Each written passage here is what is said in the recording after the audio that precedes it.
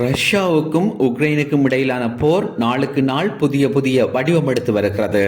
கடந்த திங்கட்கிழமையன்று உக்ரைன் நடத்திய ஆளற்ற விமான தாக்குதல் ரஷ்யாவுக்கு கடுமையான சேதங்களை ஏற்படுத்தியிருந்தன. அதனை மூடி மறைத்திருந்தது ரஷ்யா.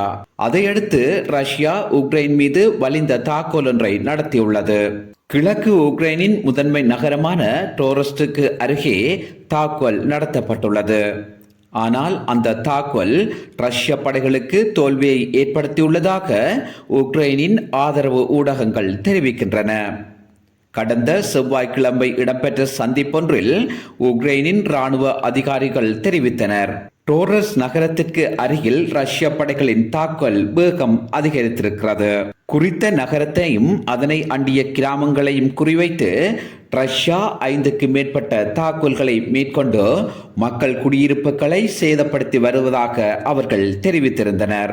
ரஷ்ய படைகள் உக்ரைன் மீதான ஆக்கிரமிப்பு போரை தொடங்குவதற்கு முன்னர் டோரஸ் நகரத்தில் சுமார் 32,000க்கு மேற்பட்ட பொதுமக்கள் வாழ்ந்து வந்திருந்தனர். இப்போது அந்த நகரத்தை கைப்பற்றிவிட வேண்டும் என்பதில் புட்டினின் படைகள் குறிக்கோளாக இருக்கின்றனர். டோரஸ் நகரத்தின் மீது ரஷ்யா மேற்கொண்டு வரும் தாக்குதலில் ரஷ்யாவுக்கு சாதகமான சூழல் ஏற்பட்டு வருவதாக ரஷ்ய இராணுவ ஆய்வாளர் ஒருவர் தெரிவித்தார். இதனிடையே ரஷ்ய பாதுகாப்பு அமைச்சு வெளியிட்ட தகவலின்படி டோரஸ் நகரத்தை ரஷ்ய படைகள் கைப்பற்றியுள்ளதாகவும் அங்குள்ள தமது படைகள் பாதுகாப்பு நிலைகளை பலப்படுத்தி வருவதாக அந்த அறிக்கையில் தெரிவிக்கப்பட்டுள்ளது. ஆனால் இந்த விடயம் தொடர்பில் உக்ரைன் எவ்வித தகவலையும் இதுவரை வெளியிடவில்லை.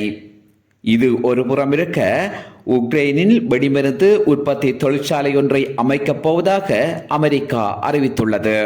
ரஷ்யாவுக்கு எதிராக போரிடுவதற்கு இந்த தொழிற்சாலை மிகவும் கை கொடுக்கும் என்கிறார்கள் அமெரிக்க இராணுவ அதிகாரிகள். இது தொடர்பான முழுமையான தகவலை எமது அடுத்த பதிவில் எதிர்பாருங்கள்.